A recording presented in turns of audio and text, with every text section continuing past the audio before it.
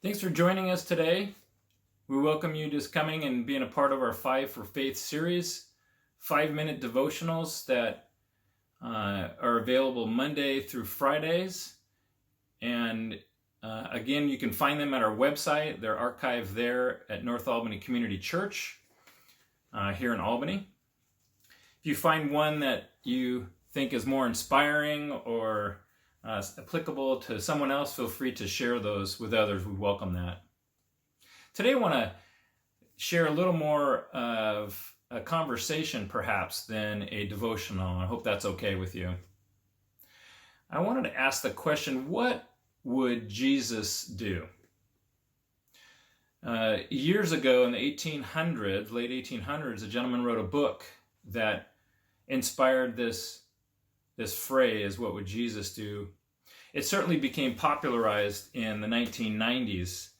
As a young youth pastor, I recall the many materials that were available, the curriculum that we could use, and it really helped us in our discussions with students to consider where the moral high ground is with a lot of situations that students were dealing with, and even personally.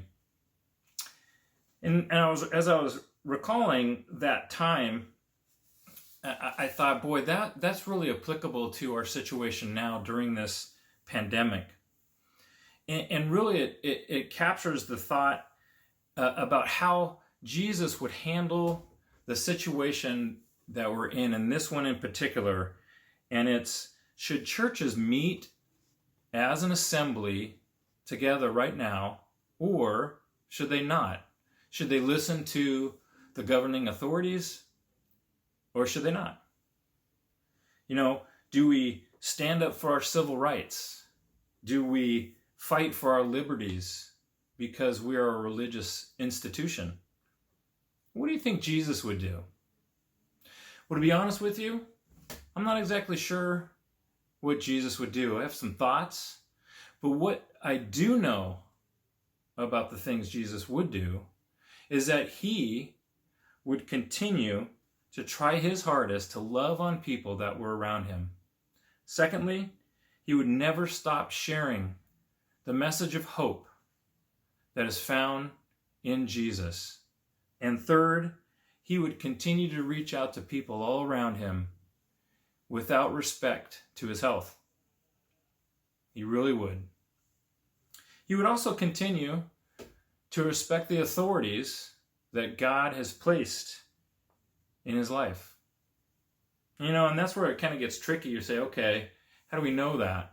Well, we do know that Jesus paid taxes, for instance. He was respectful to those governing authorities who asked for temple tax.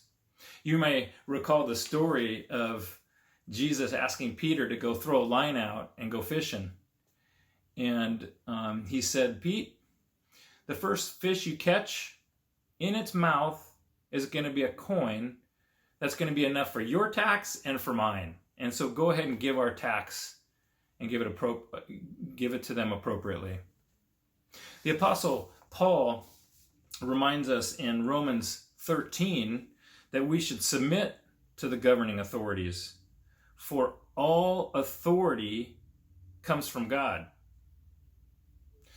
You know, another thing is Jesus was certainly apolitical. He was not what we would call on the right or the left or in the middle. He didn't talk politically. In fact, he said, my kingdom is not of this world. And that's really where we should land, shouldn't it? As a believer, we should be reminded that this is not our home. But what we should do is honor and respect and pray and obey those who are in authority over us, even those who we disagree with. Well, now you're really stepping on my toes, Dave. There's lots of examples in the scriptures about believers who submitted to those that were in authority over them. One case in point is David. And we know he became king, but before that time, even as he knew he was going to become king, he had to respect the one in authority over him, and that was King Saul. David mentioned this. He said, I am not going to even say a word of disrespect to Saul. In fact, he respected him. Even to the point when Saul was trying to kill him, he respected him. And that must have been very difficult. Perhaps in this brief time, there's been some stirring, some questions, and I'm going to give you a chance to respond and send an email if you have questions or thoughts, and we can continue the conversation. But for us, again, what would Jesus do today?